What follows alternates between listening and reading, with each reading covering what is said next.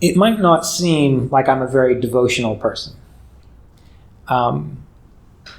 It just seems that way. When I would spend time with Mr. Davis, you would just think I was just some guy hanging out with Mr. Davis. When we would talk, he would just tell stories, and usually about farm life, and sometimes about what's going on at CSA, or he would talk about investing and different cooking, all these different things. And when I would go to him and meet with him, I didn't bow. I never called him Guruji. I never had those kind of external forms of expression. And even in situations like this, I feel really weird bowing before the pictures. I've never done that. I do it now because I want to be appropriate to where we are, but it's not in my nature. But that doesn't mean in my mind or in my heart, like I don't have reverence for these individuals, because I clearly do, or at least in my heart I clearly do. So the reason I'm telling you this is because one of the most important foundations for this path is devotion. And by that I mean honoring what we have, having access to this kind of information, and having access to people like Ellen Ishidas and Roy Davis, who helped to embody this work. That puts you in a very different kind of state of consciousness. Some people have come to workshops, not so much these days, but back when I was a newbie, they would come to workshops, and it was like they were just peppering me with all kinds of doubtful questions. And I would think to myself, why are you even here? I mean, like, I never went to Roy with all these questions, prove this to me, prove that to me, why this, why that? And I never understood that. But when you come at it in that way, and I don't get that vibe from any of you, you're kind of coming at it in a way that isn't devotional, is kind of irreverent. There's no faith, there's no trust there. So in order to really ground yourself in this, find out how you can have devotion and faith. And if it means that you are more outwardly devotional, the way Ellen is outwardly devotional, or if you're more kinesthetically devotional, like bowing for pictures of teachers, or maybe chanting, or things of that nature. If that works for you, do that. Do that. If you are more internally devotional, meaning you respect like you read a teacher's books and you think, this is great, I'm so glad I have access to this, that's devotion. When you're around a teacher and you're just kind of happy to be there, because what are they going to say? Maybe they're going to say something, that really helps me. And then there's that sense of joy and curiosity in that regard. That's devotion. So devotion doesn't have to look the same across the board. Even Mr. Davis, he never really appeared devotional, but I can remember, what was it? It was one of the Kriya Yoga congresses, and he was talking about Yogananda's passing. And here's Mr. Davis. I like voices today for some reason. Here's Mr. Davis. He's talking about Yogananda. And when Yogananda passed, or when Yogananda was going to die, he said, people ask who's going to replace Yogananda. And Yogananda said, nothing can replace me, only love can replace me. And when Roy said that, he started crying. and I've never seen Roy cry in my life. And he teared up, and all of a sudden, like, well, I got to get it together. And then he pulled it all together again, much like I did. And so you knew that he was also devotional, because he had that sense of connection to Yogananda and that sense of appreciation. So one of the best the reason this is important is because think about when you've been with a loved one. All right, like someone you actually really love, not someone you tolerate, not someone that you've just been with for so long that you just can't imagine being without them. I mean, someone that you really truly love. You would actually do anything for that person. right? You would do anything for them. And you wouldn't be thinking to yourself, gee, I wish I wasn't doing this. You wouldn't be thinking to yourself, wow, this is a drag. I can't wait till this is over. No, you're there and they need help. And you do it. And it's nothing. You just do it. So what happens is when you really find that capacity for devotion, there is no why. There is no why do I do this? There is no how do I do this? There is no what do you mean? There is I'll find a way. You understand what I'm saying? So whatever it takes for you to kind of find that capacity for devotion, that's going to be the fire, and that's going to be the energy, and that's going to be the fuel that actually powers this whole thing. And truthfulness is going to be the added gasoline additive with it. All those two things together are what's going to power this. And then when you hit a difficult period, you're not going to say, why what's this Kriya Yoga all about anyway? Did I just get myself into some weird cult or something? You're going to say, I'm in a difficult time period. How do I roll with it? How do I continue doing what I'm doing? The difficult time I went through with taking care of my wife, I still meditated every day, twice a day. And that was without any sleep. That was taking care of her 24/7. Why did I do that? Well, number one, because I cared for her. But number two, why did I continue with my spiritual practice? That's the point I'm getting at. Because I had 18 years of that, of doing the work, of realizing why it was important, of having that devotion. So when the time came and I had to split my time between caring for a person that I deeply loved, who needed a lot of time and attention, and doing my spiritual path, I didn't say, well, it's one or the other. I did both. Because the devotion was there for both, right? So you always have to remember, whatever you are devoted to, there will never be a why, there will never be a how, there will always be, I'll figure it out. And then you will continue, and it will remain self-sustaining. It will be self-fulfilling even. So of everything that you do with the techniques, studying the scriptures, living in accord with the yamas and niyamas, attending lectures, participating in workshops, going to retreats, all these things, that's what's going to make all the difference. Otherwise, you'll just come and you'll go. You'll be here 1 minute, you'll go away for a little bit, you'll come back, you might not ever come back.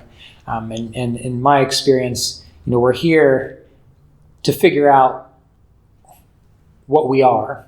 Right? What our eternal self is. That's why we are here. All this stuff that we do on the side, it's fun and it's interesting, but that's not why we are here.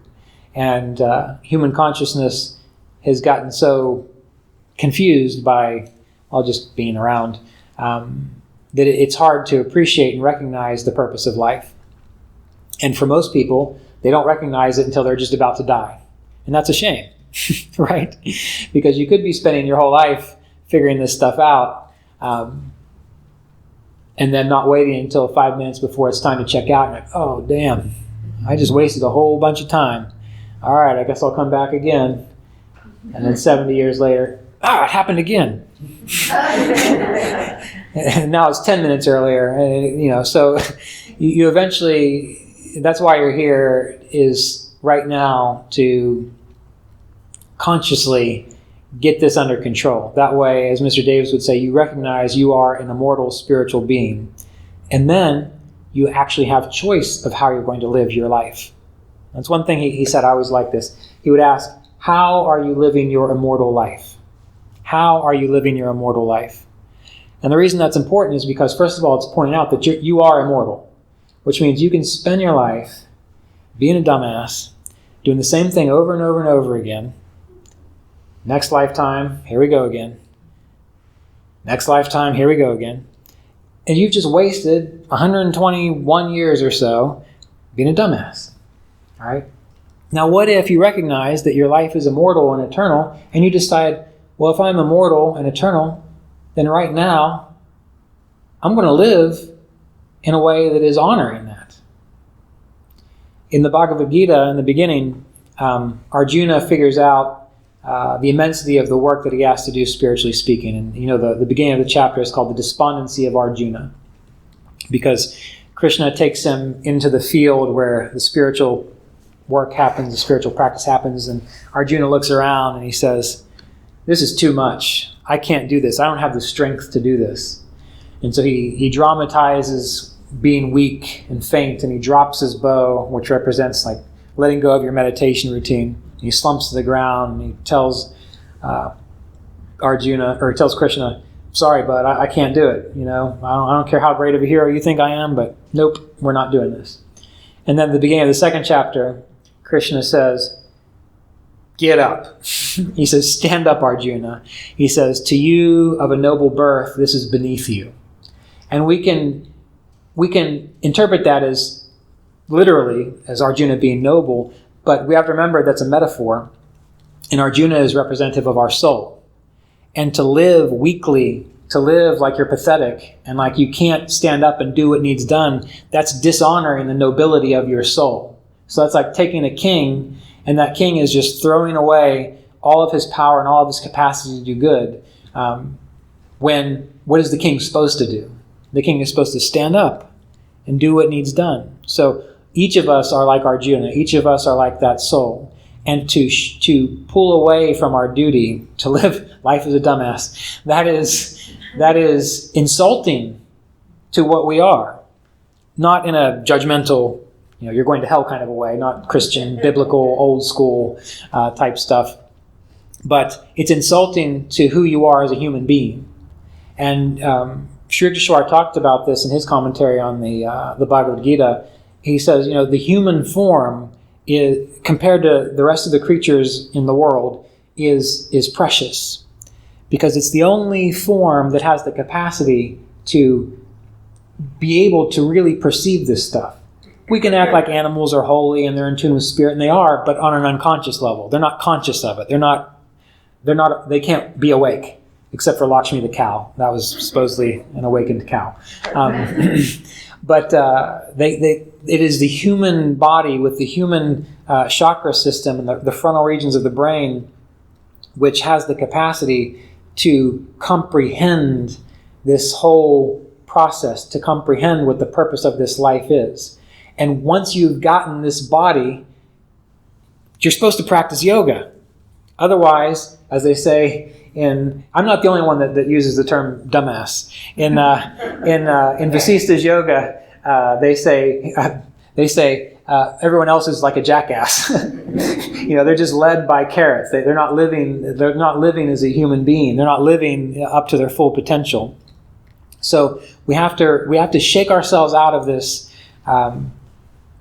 poor me attitude, or this I can't do it attitude, or I don't deserve it, or I'm not worthy, or whatever your issue is.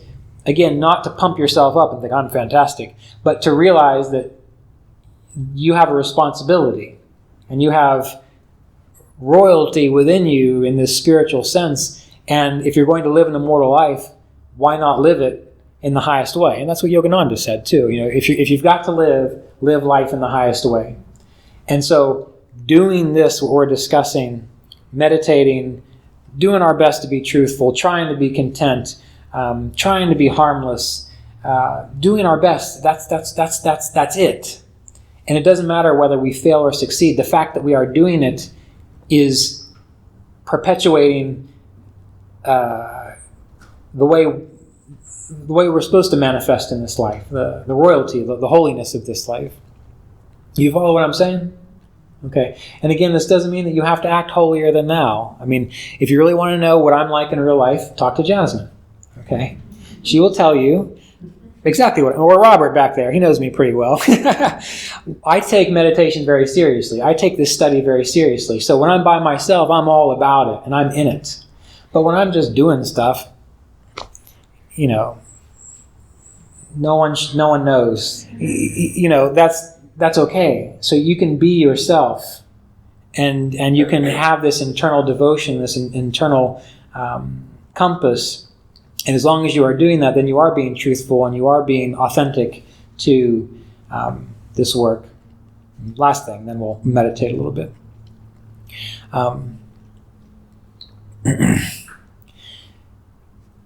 your guiding principle should always be, does whatever I'm doing interfere with my spiritual path? Does whatever I'm doing interfere with my spiritual path? And this is how I live my life. Am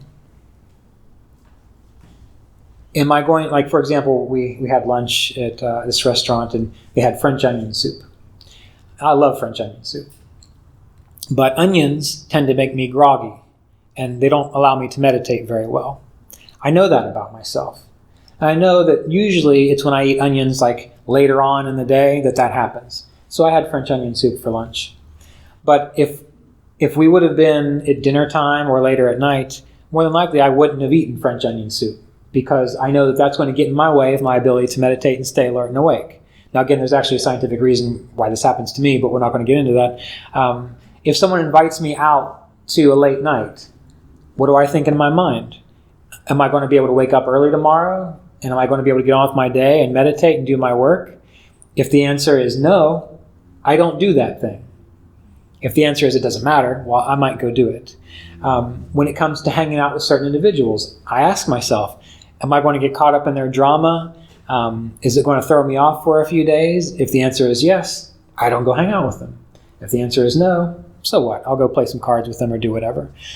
So you have to figure out for yourself what gets in the way of your ability to meditate well.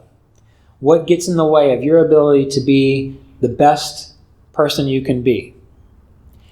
Whatever those things are, get rid of them. Just like pruning a tree. Or a better example might be thinning out plants in your garden. Robert and Jasmine and I were talking about this on the way up here because we all have gardens, and we had this issue. When you plant a whole bunch of stuff and you see it coming up, you don't want to thin it out. I mean, who knows? Maybe it's going to grow a whole bunch of really awesome plants. But what usually happens when you don't thin out things in a garden? You just get a bunch of small, scraggly plants that don't do anything. So you got to pluck out some of those corn shoots so that they're spaced out long enough so that the corn actually grows. So we have to do this for our life, and we do have to be sometimes ruthless with it. Because once we are able to do that, then we become clear in our priorities and what is important to us, and then the spiritual life becomes easy. What makes the spiritual life so hard is all your confusion about what is a priority and what isn't. If you can just choose, this is my priority, this is what I'm doing, then it's easy to say, I'm not doing that, I'm not doing this. Do any of you have a favorite TV show? Any of you have a favorite TV? No one has a favorite TV show? Okay. Okay, well, I have one. But do you remember when TV shows, like, you had to actually tune into them? Like, they weren't just on demand. You had to, like, turn it on at 6:30 in the evening on Tuesdays and watch it. Well, when you had your favorite TV show, when it was coming on, what happened if your mom wanted to talk on the phone? I'll call you back, Mom. What happened if something else was going on? I'll do that later. Well, that's a prime example of making a choice and setting your priorities. Now, if the reason you are here is to recognize the infinite spirit and God and have self-realization, if that is the real ultimate reason, and it is possible, why would you not do things that make that a priority? And that's an important thing, right?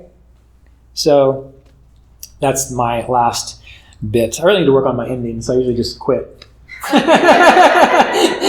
But that is my last. I realized that last night at the talk. Okay, I'm done. That is one of the most important things. And if you can take what we've discussed today, take it to heart, and just start living by it, I think you will find that this process becomes enjoyable. It becomes easy. Your life becomes a little lighter. You have greater peace of mind, wisdom. You see things in the bigger picture. You're less disturbed by the fluctuations in the world. And then you also have a deeper sense of confidence and faith in what life brings and what comes after life is over, and then just being your eternal self. So let's just meditate for a few minutes to conclude this session.